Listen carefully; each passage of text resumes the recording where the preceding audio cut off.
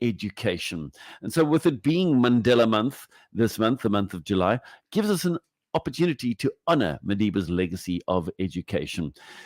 Nelson Mandela once said, education is the great engine of personal development. It is through education that the daughter of a peasant can become a doctor, that the son of a mine worker can become the head of the mine, that a child of farm workers can become the president of a great nation.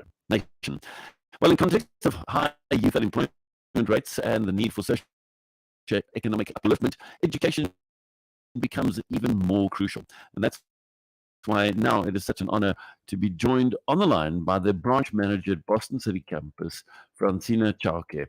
Francina, thank you so much for your time this morning. How are you doing?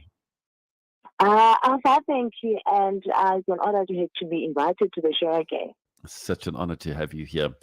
So, Francina, Nelson Mandela's legacy about the power of education definitely inspires us to see it as something which can unleash our potential. How can we go about using education as a personal development tool to change our lives? We need to bear in mind that education is a journey. It's a lifetime journey. So an individual has to continue developing their skills, meaning that should you have a diploma, don't stay there and just say, not for a diploma, I mustn't do any skills or any courses, because bear in mind that things are changing. For example, when you did IT, there's a lot of things that have improved, or a lot of things that they have been implemented. So you find that I got my degree in 2010. But the students or the graduates that will be starting this year, they won't be doing whatever I did in 2010. So that's why it's a journey. All the time you need to develop yourself. You need to. It doesn't mean that you just have to focus on one career.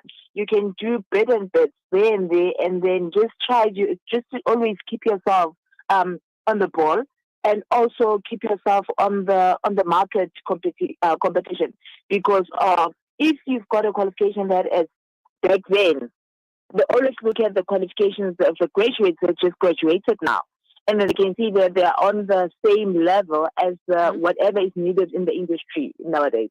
So you must carry on developing yourself. It shouldn't be something that stops, because of when you do that, you also develop, and your mind as well.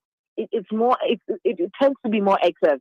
You are more you are in line with what is happening in the world at the current moment as well. Francina, that is actually that's so on point. When it comes to youth unemployment, it's a harsh reality in our country. Can you discuss the role of education in breaking the chains of youth unemployment? It's scary to actually admit that here in South Africa, the statistics are very scary. Like, at the present moment, we are on 46.5% of unemployment youth.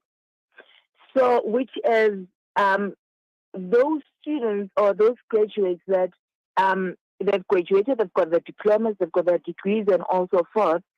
Whenever there is an opportunity, or the companies are looking for employees, they always consider them instead of any youth who didn't complete their matric. If you look at it, when it comes to work industry, we've got a skill that a company must pay us for. So if you don't have any matric or any sort of qualification, there's not much skill that they can actually buy from you or get from you or pay you. So if you've got that degree, at least you stand a chance, or a diploma, you stand a chance to be employed, as much as our employment rate is very high. So it was proven that whenever there's the employment, the ones that have got a diplomas, they always get a job, or degrees, or the ones that have got some sort of skills, they always get a job. Yeah. So it's very important for youth. At least they must also have that skill, that whenever there's an opportunity that opens, they've got something that they can bring in the company. Yeah. Yeah.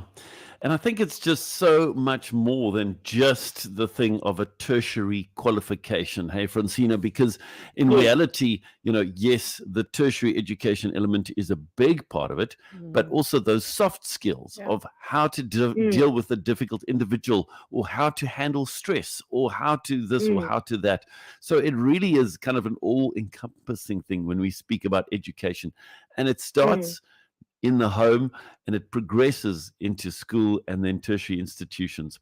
We're running out of Yes. time fast. So, Francina, I'm going to jump to this question. And it's a beautiful question because it's all about the one thing that we can be sure of, and that is that things change. So, how do we navigate changes using education to help us grow and successfully deal with different situations? As I said before, that education is a journey. So it's very important that we must take on, as we said, that it's also about the skills. There are short skills that we need they are implemented, and they're also free. So as youth, they need to, whenever they get any opportunity or any skills or any programs that they can see that they can actually enroll in, they must do it, because of it changes all the time. So it's, even the syllabus, they change. So you might get a qualification or whatever you've got in hand, and you find that they'll tell you that no, you're not marketable. So they need to make sure that they empower themselves all the time. That doesn't mean that they have to go to university. There are also free online programs that they can actually enroll in, and then just keep themselves on the ball all the time. That is absolutely incredible. Thank you so much for your time this morning, Francina, who is the Thank you. branch manager at Boston City Campus. And just where can people find that free information, those free courses? Those free programs, they must also look at government website. There are also free programs there, and also at Boston as well. We've got a free financial independence program. So they can log in on our website, www.boston.ac.za. They don't need to come to the campus. Everything is online, and also the program is online as well. Brilliant. So that's www.boston.ac.za. And I know also, for example, the city of Cape Town, they have made some free courses and free things online for small business owners and things like that. So there are people, They must use that. they Yeah. must use it. Francina Chauke, thank you so much for chatting to us. It's really been such an honor and a privilege.